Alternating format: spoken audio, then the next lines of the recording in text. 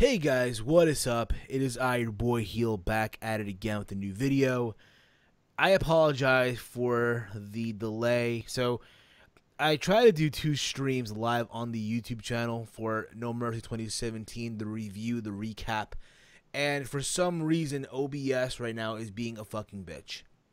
So, to prevent any issue, because again, I don't want to give you guys some shitty quality.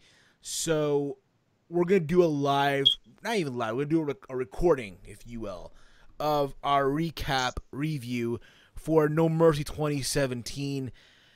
And again, hopefully for the next pay-per-view for TLC or for Hell in a Cell, I have OBS working again. I have the issue resolved. But thank you guys for tuning into the video, tuning in back to the channel. If you're new here, hit that subscribe button down below. Give this video a big old thumbs up and smash that share button. Share this video throughout your entire social media platforms, Facebook, Twitter, Tumblr, to name a few. And I am not alone here. I'm joined here by my brother from another mother, my boy, all the way from Bridgeport, Connecticut, the mean streets of Bridgeport, Connecticut, Mr. Steal Your Girl, Knowledge of Wrestling. Walter, how the fuck are you, buddy? So I'm doing good, you know. It's like summer again because it was so fucking hot. Oh, dude, tell me about it, dude. It feels like it's supposed to be fall, right? But instead we're getting summer heat and shit. It's kind of ridiculous, dude. Yeah, it's pretty wild. It's global warming, man. I know, man. Watch fucking wintertime be all fucking warm and shit. Just saying. All right, so enough about the whole hippity hoopla. Let's get into Let's get into No Mercy. All right. Overall, I'm gonna say this: I had mixed feelings with the show. Mixed feelings. I don't want to say the show was terrible, nor was it good. It was more like in the middle, if you will, for me. What about you, bro? Yeah, I mean the matches were good and all, but like because of the finishes were like kind of iffy for me. It makes it hard for me to give it like the a great grade. I thought it was a solid show, but I can't say it's one of the best shows. Like I think it's one of the better shows this year. I can't say it's the best show, this year. I don't know if that makes sense, but yeah, something like that. I hear you. And again, guys, give us your thoughts down below in the comment threads. Your thoughts on No Mercy overall, if you enjoyed it or not. Your wife to be guys in the comment threads. If not on Twitter at Heel Steven, or if not on Twitter for Knowledge of Wrestling over at Hey I'm Walter. That's HeyI'mWalter. I almost botched your name, dude. I don't know fucking why, but I almost Oh botched my your God. fucking. Well, you don't even need to spell it out. I'm pretty sure you guys know my Twitter handle. I mean, you guys should be able to spell it out. It ain't that complicated. I know, I know. So I don't know about you, but I watched the pre-show. I watched the pre-show between Elias versus Apollo. I'm gonna call him R-Truth. I don't fucking know, but Apollo Cruz. And I gotta say, for what it was nothing really to talk about. It's just their match, if you will. For me, the match was just there. I don't know about you, bro. I didn't watch it, so I Oh wouldn't my, know. oh my friend, then you, my friend, locked the fuck out. Then Well, I usually don't watch the pre-show, so unless it's something really interesting, maybe. I mean, I like Elias and all, but come on. Where's Apollo Cruz? Nothing against Apollo Cruz, but I don't really care for the match. I hear you, dude. Yeah. It's crazy because on SmackDown Live, right, the guy was competing for the Intercontinental Championship, and now he's on Raw, part of the Titans brand. He's like, just there, right? But what the fuck, yo? What the fuck? Mhm. And then from there, we had after this, right, we had the main card, if you will. The show kicked off with Jason Jordan versus The Miz for the Intercontinental Championship. Which I'll say this, okay, overall, it was a good way to kick off the show. Jason Jordan looked like $1,000,000 because The Miz carried him. Let's keep it 100, right? The Miz carried him to a good match, right? Miz got a fucking huge pop in LA, too, by the way. Yeah, he was pretty over. And Jason Jordan had a lot of booze. A lot of fucking booze, A yo. lot of booze. But again, Jason Jordan though has some good spots with his belly to belly suplexes, what have you. The Mr. Raj were at ringside. It seemed like Jason Jordan had this match in the bag until the Mr. Raj got involved, which caused the Miz hit the skull crushing finale for the 1-2-3. And here's the thing about in my predictions, I said that Jason Jordan would win, but via disqualification or countout, which caused The Miz to retain the championship. It's like I was right, but I was wrong in a way, if you will. Yeah. I mean, I could have seen that coming, but the Miz winning straight up was fine because he had help from the Miz Taraj. It's whatever. I mean, Jason Jordan, like we said at the in the previous show on our podcast, like he's not ready, and this is just another solid performance from Jason Jordan. I know he's getting booed a lot. That post interview with Renee Young didn't help him at all, but I'm intrigued to see what they do with him next. He could, I mean, shit. If the fans keep booing him, I mean, you might as well just consider a heel turn. Why not? I know. Eventually, Jason Jordan will be Intercontinental Champion. It won't happen right now, but I still feel like it's way too soon right now. To quote our good friend We Are Pro Wrestling, it was the Miz versus Jason Jordan angle Maya Via. That's what it was tonight. But I do feel somewhere down the road, Jason Jordan will be the Intercontinental Champion. This feud is not over, in my honest opinion. This feud will still continue going forward. I will say to TLC, I don't know about Survivor Series, but what do you think? What do you think? Yeah, probably Survivor Series. He'll win it before the year ends. That's what I think will happen. Maybe even the next pay per view, which yeah, TLC. I could see that happening. He just needs we just gotta see where it goes with crowd reactions and stuff like that. Because I don't know, but I don't see Jason Jordan really feuding with the Miz. Maybe not next pay per view because it seems like the Miz is doing some other shit after now. Yep. But I could be wrong. Exactly. After this, we had the. I'll go through the Raw Women's Championship match, but no, we had Finn Balor versus Bray Wyatt, a match. I'll say it before. I'll say it again. I didn't give a fuck about this match. More than anything, Finn Balor tonight came out to different ring attire, like the same gear but different color, like gray and white, with the white tape, with the gray pleather jacket. Which, by the way, I guarantee you they're selling right now in WWE shop. And I don't know what it was, dude, but tonight Finn Balor, and you think about it too. We always talk about how he should be in the cruiserweight division, but tonight he looked like he was 205 Live bound, dude. I don't know what it was, but tonight he looked like he was ready for 205 Live, yo. I'll say this, the match for what it was an okay match. Maybe a little better than their SummerSlam match, just by a little bit, in my honest opinion. But when it's all said and done, I think we both knew going in that, yeah, Finn Balor was going to win, and and Bray Wyatt was going to take another fucking L. Which he did. Yep, that's correct. He did take that L that we all expected. I mean, it's Bray Wyatt. None of you should be able to take him seriously at all. And WWE portrays that. They pretty much tell you don't take this guy seriously at all. But as for Finn Balor, demon or no demon, the guy's just still there for me. I mean, it's even worse because at least with the demon, he got the entrance, but now he just came out with new ring attire. Or no, I mean, new ring color attire. I just don't give a fuck, But I guess the match was all right. Wasn't really paying attention much to it, to be honest. So, whatever. Let's see. Hopefully, this is the end of this I hope weird so. But then feud. again, it's WWE for you, man. It's WWE, so these motherfuckers, I tell you, bro. These motherflowers, man. These motherflowers. I'm telling you, bro. Sometimes they be on that BS, man. I'm telling you, bro. I'm just telling you. Sometimes they be on that bullshit. They're gonna have this another feud going, and their match guiding. I don't fucking know, but we'll see what happens. We also get the announcement that Asuka will be making her debut at TLC. Oh yeah. I said save for Survivor Series, but that's just me, of course. Why give it away on a filler pay-per-view? But that's just my honest opinion. What do you think, bro? Oh, I mean, shit. We all knew that Oscar was coming anyway soon after she's, relinquished that title, that NXT Women's title. So why not? Next month bring in Oscar. Maybe she doesn't wrestle, and yeah, her first pay per view match is Survivor Series or something like that. She's gonna probably compete for the title, the women's title. I'm assuming right away, because what else would you really do with her?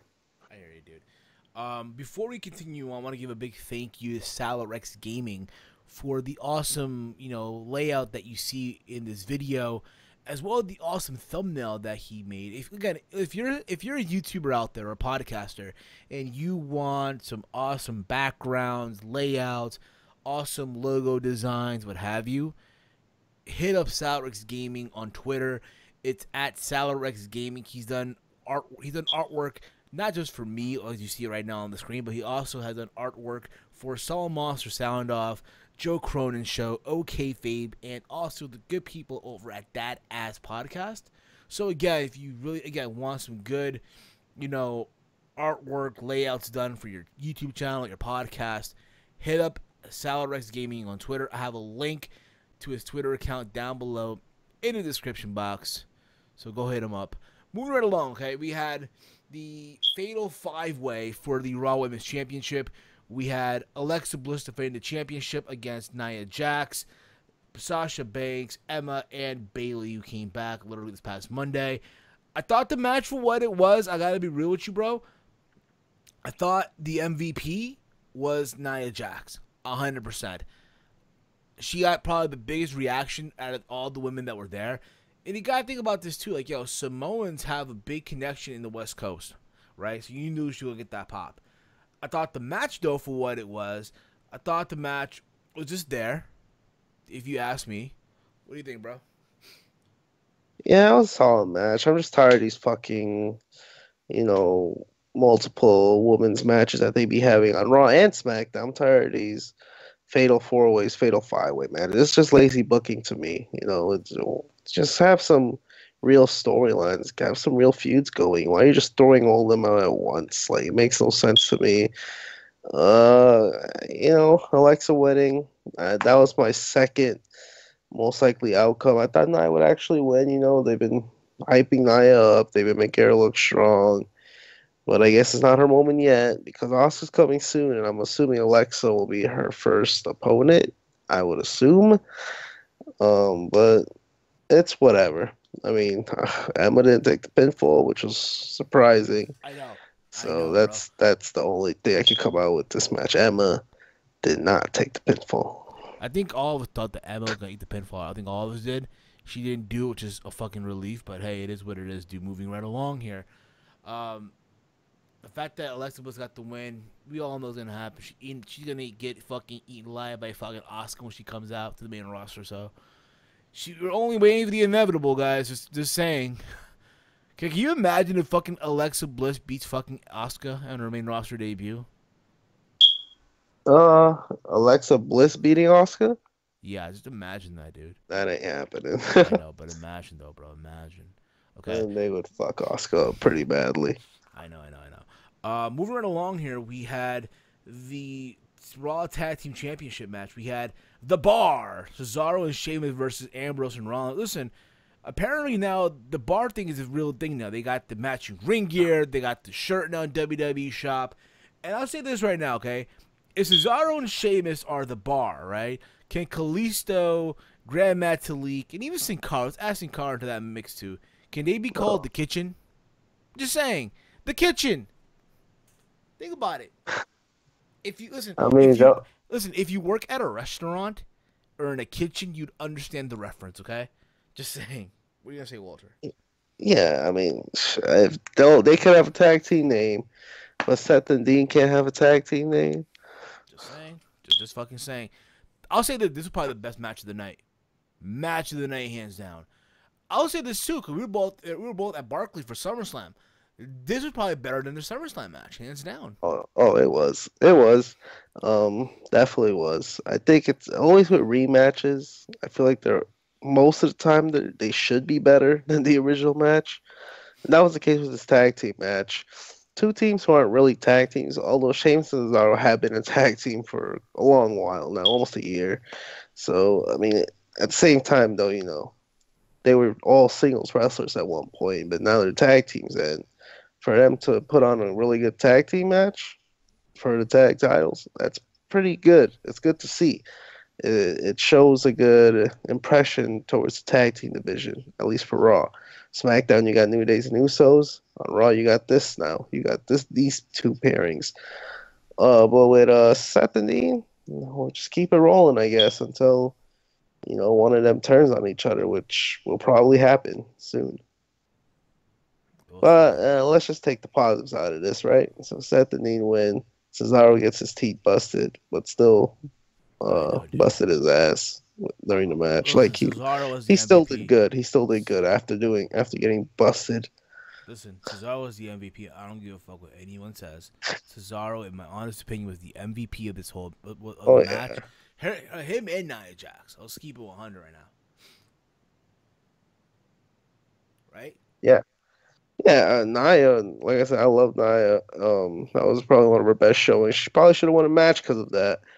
And Cesaro, he did his thing even after getting his T bus. Because I know if I got my T bus like that, I probably wouldn't want to do shit. I know, I know. But no, they Uh, did spots like the fucking white noise power bomb, whatever that was. on the That top should have turnbuckle, ended the match. in my opinion, yeah, should end the match. But nonetheless, hey, listen, man. Honestly, would you want to see one more match out of them? Just saying, because Mm, again, yeah, kinda, but I don't know if it's necessary. You we'll know? see, we'll see. But again, I don't mind it. I wouldn't mind it, but we'll see what goes down with this, right? Moving right along here, okay. We had, I want to say, yeah, we had the first of two WrestleMania caliber matches on the fucking pay per view. We had John Cena versus Roman Reigns, the big dog versus Big Match John. Listen, the fact that they gave this away at No Mercy, to me, I question still till this very fucking day. Yeah. I thought the match, though, overall, I'll say this. Very, very. Excuse me, I belched there. Kind of a head scratcher because, first of all, okay, literally, John Cena hits all these AAs, the STF, and Roman just hits a fucking Superman punch in the spear for the win. Listen, the right person, in my honest opinion, won the match. Needed to win, with Roman Reigns. Because you can't have Roman get roasted every single fucking week on the mic just to have Cena win. You can't. Yeah, it doesn't make sense. Absolutely. Doesn't make sense at all. But the match itself, yeah, well, it had a slow start. But it picked up. That was pretty. I thought it was a pretty solid match for the most part, and the crowd was into it near the end. So it made up for probably what could have been a shit match if it wasn't for the crowd. Not a shit match, but not a match that for the billing that it had. Did it live up to the hype? It was. Be I was honest. like, it was good, but it wasn't like the greatest thing in the world. And No. I guess it's mostly because of the ending. I don't have a problem with Roman winning, obviously, but Roman didn't have to kick out that many AAs. Like you're just either trying to say Cena's washed or Roman's like unstoppable as fuck now. And then Roman, he could have probably used, if you were gonna make Roman like unstoppable, Cena should have been around the same. Cena has always been Super Cena, so you would have expected. I would have expected like Roman to try to hit three Superman punches and then a spear, but nah, he just hit a Superman punch and then speared him. That's it. I know, I That's know. crazy. That's all he had to do. Yeah, So I was kind of shocked about the ending, but fuck it, the right guy went over. So yeah, indeed, indeed. After this, again, there was this whole thing where apparently Cena was in the middle of the ring. He bowed down. He pretty much, it looked like people were saying, "Oh, he's done. He's retiring." I don't think so. I think more than anything, he's gonna go away to do his movie. Like we all knew yeah, was gonna happen. We all knew it was it's a happening, right? So if anything, I say he'll come back. Lastly, by the Rumble time, he'll come back. I honestly think. And anything about, I thought Undertaker was gonna come out. People were saying Taker was gonna come out and attack oh no, Cena. That no. didn't happen. That didn't fucking Yeah, happen either. Taker's done, man. He should. That WrestleMania moment was perfect. Don't need to do that comeback stuff. Cena, yeah, he'll probably come back. I don't know about by the end of the year, maybe next year to be honest, because maybe that movie, the role that he's in, since it's a big role, apparently, might take a while for him to concentrate on that. It takes a couple months, and he's not gonna just go straight into the ring. So, uh, I'll say this yeah, though. about Rumble time. Where does Roman go from here though? Because he beat Cena, right? You know tomorrow I he'll mean, get a fucking big, massive boo reaction. So where the fuck does he go? I mean, do you go on to that title picture now, or what do you do? well, the title picture, they're saving that for Mania, I mean, you the can't just. Roman Lesnar. Unless they're gonna do that Survivor Series, We'll, which would be interesting. we'll see. We'll see. But Miz is having that Miz TV segment with Roman tomorrow. I Yeah. don't know, You but don't something think tells me that's Miz's next program. you think they're gonna give the Wait, you think they're gonna give the Intercontinental title to the Miz to Roman Reigns? Imagine that. Fuck The it, Iron. why not? I mean, you gave him the U.S. title. I know, I know. But yeah, that was that match. Again, for what it was, there's people that enjoyed it, and people that are like, "Oh, this is bullshit." It is what it is. It depends on what side of the fence you're on. Okay, that's what it really depends on. Okay. After this, we had Enzo Amore versus fucking Neville. God fucking damn it. Oh boy. I don't want to talk about this, but fuck it. Okay. Tonight, WWE literally pulled down their pants and took a shit in the middle of the entire cruiserweight division by giving Enzo Amore the belt. The match for it was, listen, it was Neville literally beating the fuck out of Enzo. Enzo came out to this ridiculous Beetlejuice-themed attire, right? I don't know why, but fuck it. It seemed like Neville was going to go for the Red Arrow, but he decided not to. It did like a Falcon dive, whatever. After all this, right? After all this, Enzo does a low blow because apparently he's outside the ring. He grabs the cruiserweight title. He brings it into the ring. The referee grabs it. The referee's turning around, and Enzo low blows Neville for the fucking win with the 1-2-3. And again, WWE tonight took a shit in the middle of the entire cruiserweight division. Like, let's be real about it, right? WWE never gave a fuck about this division, right? Never once did in their fucking lives, right? So what do? You have Neville, who has been on a fucking tear, right? Tearing it up since he turned heel, right? This past January or where the fuck it was when he turned heel, right? And you have him just literally go on this fucking run just to fucking lose to a guy who just showed up because apparently he took a shit and weighed 205 pounds than Enzo Amore. Well, mind you, there's guys that are more talented than Enzo, like Tony Nese, Cedric Alexander, fucking Drew Gulak, that deserve that position that Enzo's currently in for some fucking reason. And I don't want to hear this whole thing, oh, but he moves merch. That may be true, but still. Like, come on. It's like, you know it's sad. Like, you know it's fucking sad when Enzo Amore has a fucking t-shirt parodying fucking Chef Boyardee, while Neville, who has been, again, on this tear, king of the cruiserweights, doesn't he have a fucking t-shirt that says king of the fucking cruiserweights? How sad is that, dude? That's sad. Yeah, it's budget cuts, man. You know, they don't want to do much for Neville. Like, gotta take a fire do I or do people gotta make a customized Neville shirt? Seriously? Is that the point that they're in? Probably, but I mean, yeah, Enzo's a champion. He won a singles title before Cass did. How sad is that? Well, not really, because Cass ain't really all that either. But point is, yeah, it's weird. Obviously, there's way better wrestlers than Enzo in that division, but clearly, like you said, WWE doesn't give a fuck about the division, so they'll do whatever they want. And that's what they did. They're like, fuck it. Let's put Enzo, this annoying guy, as champion and see how the crowd reacts. In other words, listen, I'm going to say again, they said pretty much it's bullshit, and it is bullshit. It is. You know what I mean? I hope, honest to God, I honestly hope that Neville now moves up from that division and goes on to, to the main roster, if you will, to the heavyweight division, if you will. Well, we can only hope, but I think he'll just win the title back, become 3-time champ. I mean, he should never lost to Tozawa, to be honest, because this is why this loss doesn't hurt as much, because if he was still like that reigning champion from the Royal Rumble and lost it to Enzo here, then damn, that would have been pretty bad. This is still bad, but it would have been even much worse if his long-ass title reign was ended here, you know? All right, then moving right along to the main event of the evening, Brock Lesnar versus Braun Strowman for the Universal title. I thought this match, again, I get people are upset. Again, just like with Samoa Joe, Braun got all this offense in. He had all these finishers on Brock Lesnar, and Brock, all he did hit an F5 for the win. Just one F5, and that literally beat Braun Strowman. One fucking F5. The same Braun Strowman that literally got hit inside the fucking ambulance. The same Braun that's been, again, the monster among men, right? And I told everyone this shit was gonna happen. I told everyone this shit was gonna fucking happen. Brock is gonna literally give Braun all this momentum, right, leading up to the pay-per-view. Give the hope that, hey, Braun Strowman is gonna fucking do it at No Mercy, become the champion, just so Brock can finally get his win in, and he did. So are you all surprised? I'm not surprised. I saw this coming a mile away.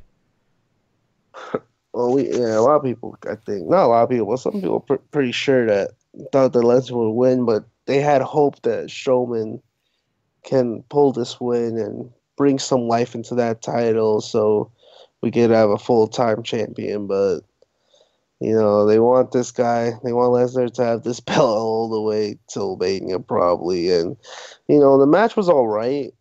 I mean, it was fine, but like the ending kind of fucked it up. Like, I understand that five powerful move all you want. You want to protect it and all that, but it's Strowman. This guy no sells almost everything. You're telling me that, he could no sell the suplexes, but when it comes to one F5, he's done. Like, it's bad enough they did it with Joe, but now to Strowman, come on. Yeah, Like, I don't even like Strowman like that, but damn, man. Strowman did like 3 power slams and Lesnar kicked out of all of them. yeah, it's insane. But that was No Mercy, guys. Again, you all knew it was gonna happen. We're now going to TLC. Hell in a Cell's in 2 weeks. Hopefully, in 2 weeks from now, I have OBS working to do live streaming again. But that was that. Thank you all for watching this video or listening to it, because you can't really watch us, if you will. A big thank you to Salrex Gaming once again. If you are a YouTuber or a podcaster that wants to have some awesome, dope, backgrounds and awesome logos for your YouTube channel, your podcast, hit up Salrex Gaming on Twitter. I have a link to his Twitter handle in the description box below. So again, you could hit him up and just ask him, hey, hook me up with some awesome layouts, awesome backgrounds. He does work not just for myself like you see right now, but he's also done designs for OKFabe. Hey, so quick little update. So as I'm editing the video, I realized that OBS decided to cut off the final 2 minutes of the review, which was pretty much me and Walter literally promoting our social media. So you can follow me on Twitter at HeelSteven, where I tweet throughout Monday Night Raw, SmackDown Live, NXT, Impact, and pay-per-views as well. You can check out Walter over on Twitter at Hey I'm Walter. That's HeyImWalter. I have a link to his Twitter down below in the description box as well. Give him a follow. You can check out the channel which you're on right now, youtube.com/HeelSteven, where I upload videos on a regular basis. Also, a big thank you goes out to Salrex Gaming for this awesome layout that you just saw throughout the recording. Again, if you're a YouTuber or podcaster that really wants to get awesome, background layouts or thumbnails or awesome logos, go hit him up on Twitter at Salrex Gaming. He's not only done designs for me, he's also done designs for OKFabe, That Ass Podcast, Solid Monster Sounds Off, and also Joe Cronin, to name a few. And with that being said, I thank you all for watching this video. And as always, hate, comment, and subscribe. Until next time, it's I, your boy Heel. And remember, it's wrestling and whatever.